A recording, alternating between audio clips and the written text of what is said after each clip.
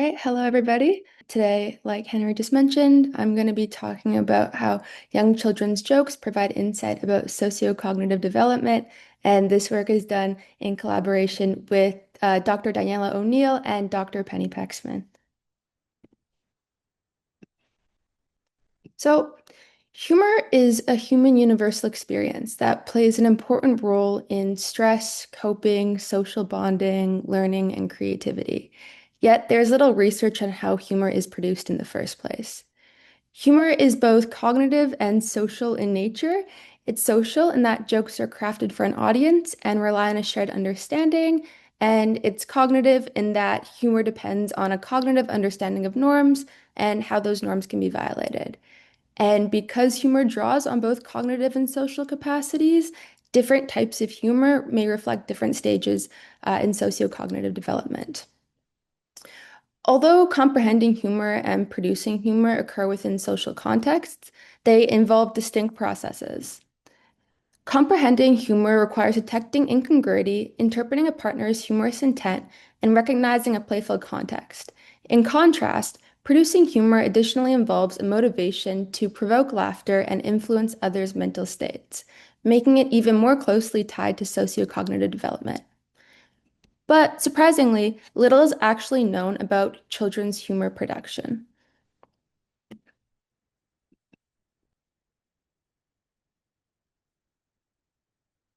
Although research on humor production is relatively limited compared to humor comprehension, parent surveys provide valuable insights into when humor first emerges and what young children find funny at different ages.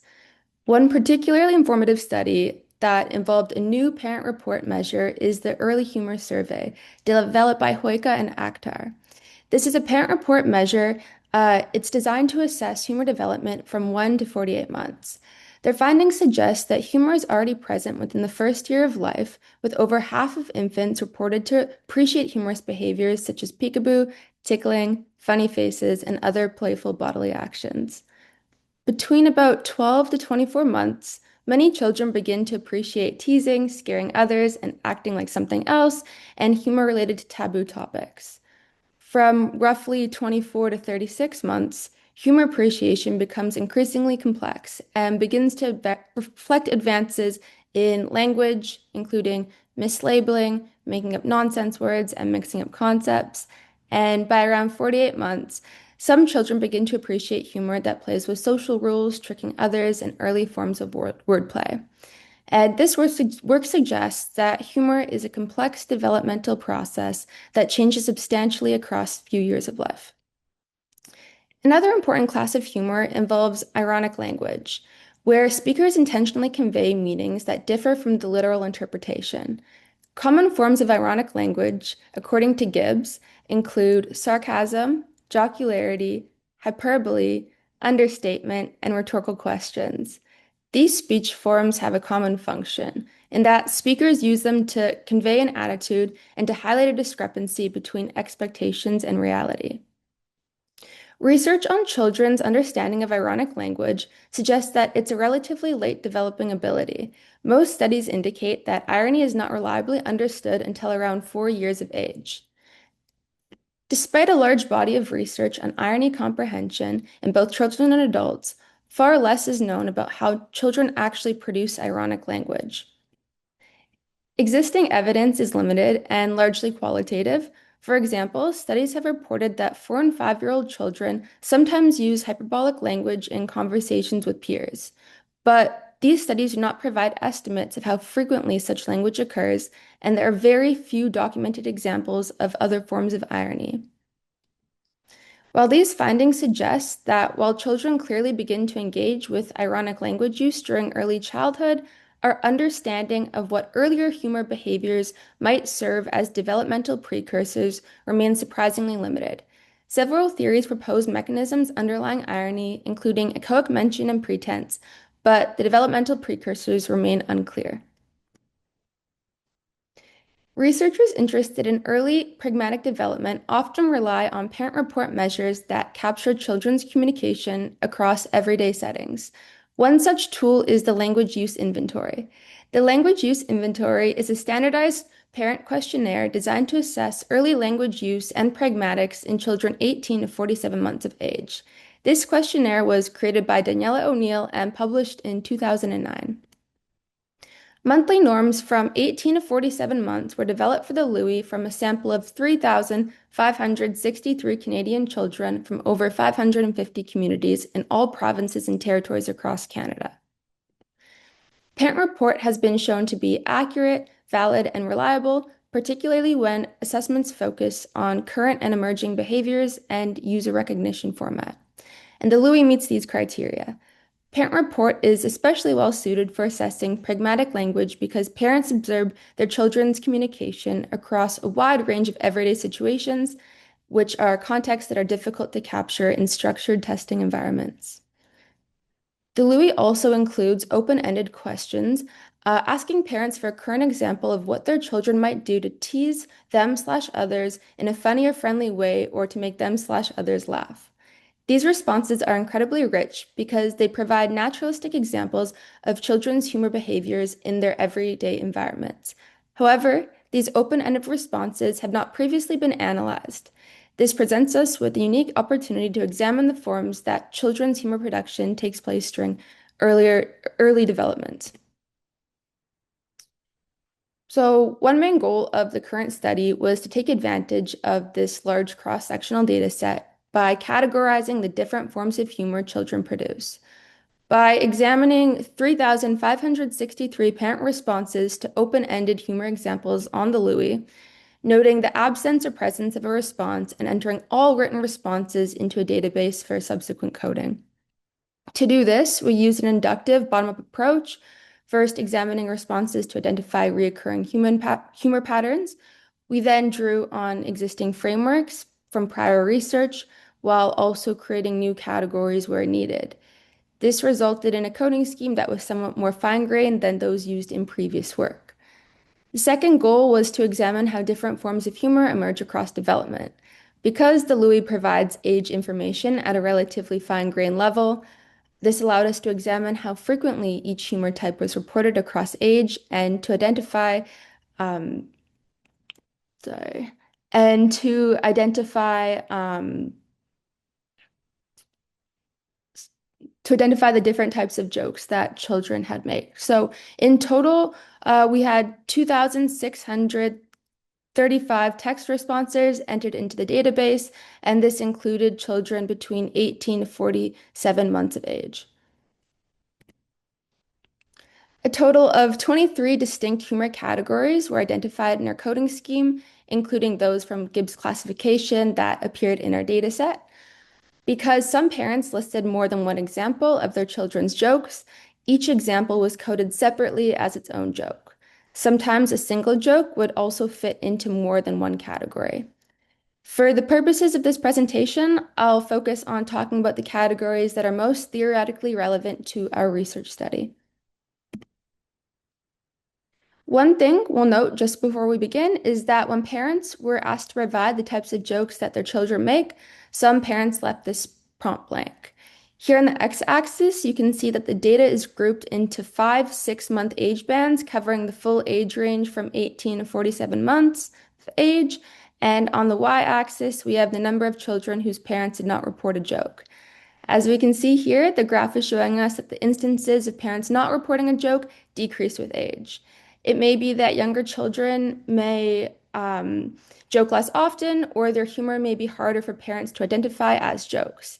And also, past research has shown that as children age, humor becomes more frequent, clearer, or intentional, making parents more likely to report it. One of the earliest forms of humor that was reported was playful or mischievous behaviors. These were more physical, rule-breaking based behaviors. Some examples included running away with a toy, running away singing "You Can't Catch Me," tickling, blowing raspberries, chasing, throwing books into the bathtub, and picking one's nose and wiping it on cushions. And this form of humor was reported most frequently in the younger age groups and was already present by 18 to 24 months. Although we see fewer reported instances in the older age groups, This may just reflect that parents are more likely to report more complex forms of humor as children age rather than a true decline in these behaviors. Another form of humor includes physical trickery. This is when there's some sort of deception involved. For example, jokes in this category could include a child pretending to eat or sleep, handing a parent the wrong object, pretending to give something like a piece of food and then pulling away, or pretending to give something like a cookie and then showing an empty hand. And as we can see, this type of humor is most frequently reported in the 18 to 24-month range.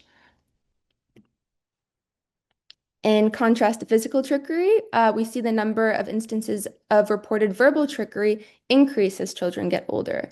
Verbal trickery involves playful attempts to mislead using language. Essentially, kids saying something they know isn't true just to get a reaction. And parents gave us some really great examples of this. So, one parent described their child saying, "Oh, look, there's a squirrel." And then when the parent turns to look, the child says, "Haha, made you look."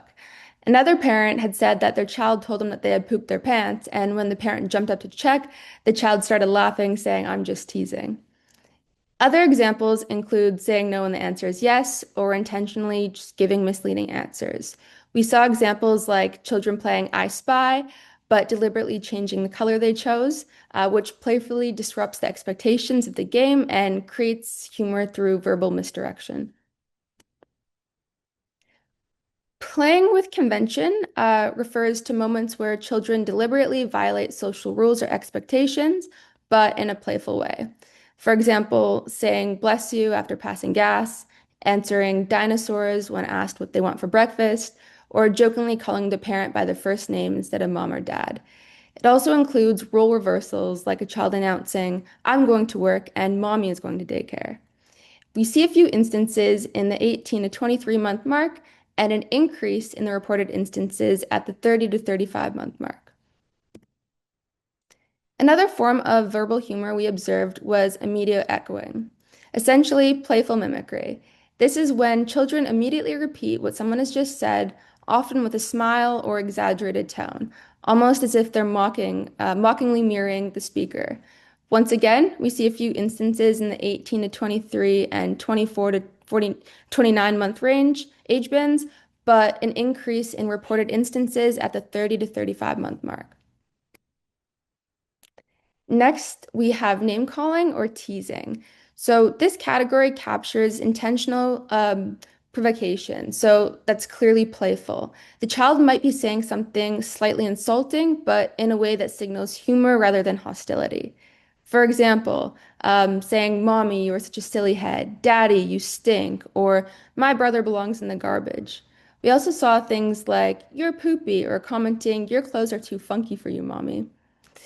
Next, oh, also just to note here, you may have noticed that across verbal trickery, playing with convention and immediate echoing and name calling and teasing, we see an increase in frequency between the 30 to 35-month range. Um, and we'll come back to that in a little bit. And given the interest in this symposium with verbal irony, we want to tell you what we saw with verbal irony. Even though it was a low frequency behavior, we did see a few examples in the older age bins, in particular, sarcasm, which we'll talk about first, and then hyperbole. So, sarcasm involves saying something that contrasts with what is literally true or expected. For example, one parent described their child saying the opposite of what they knew to be true to get a reaction, saying, "Daddy, you don't like ice cream." In another case, a child playfully teased an obvious characteristic, saying, "Nice hair, Daddy," to their bald father. We also saw examples of exaggerated mock sympathy, such as a child responding to complaints by saying, "Oh, muffin," in an exaggerated tone. And in one last example, a child told their sibling of the rule not to talk with their mouth full while they themselves had a mouthful of food. Once again, with hyperbole, we have a few examples, but see it increasing in the older age bins. Hyperbole includes exaggeration statements not meant to be taken literally. For example, during one parent reported that during rough and tough play, their child said, "I'll squash you like a bug."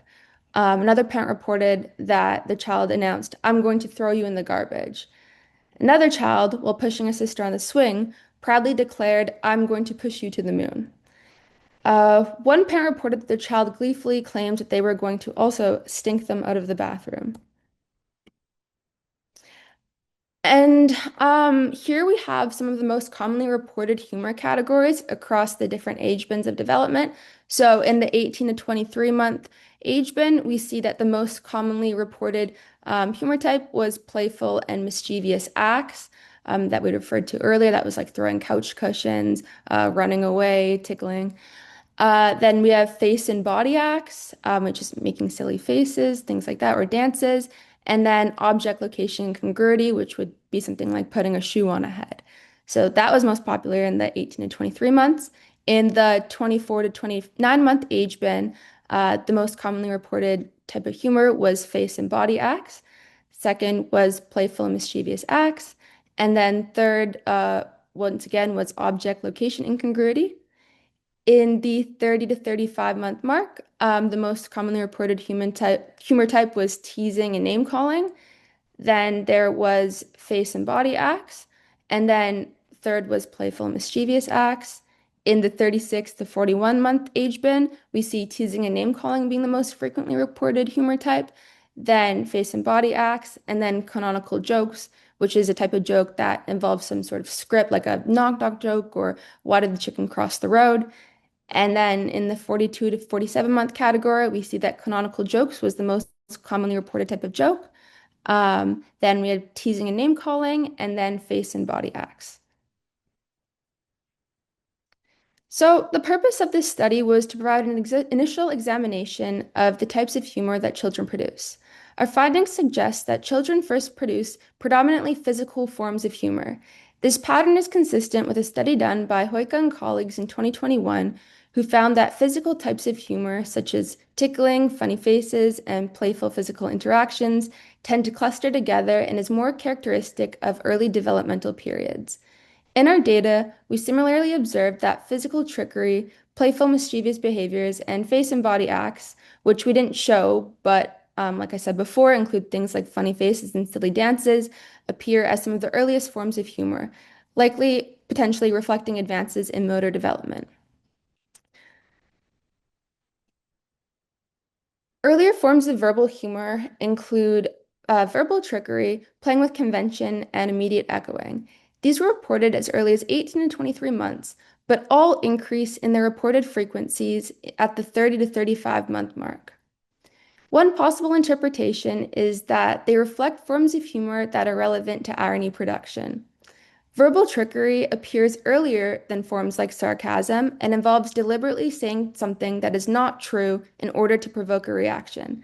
This suggests that children are beginning to understand that language can be used flexibly and can diverge from reality, which is a key feature of irony.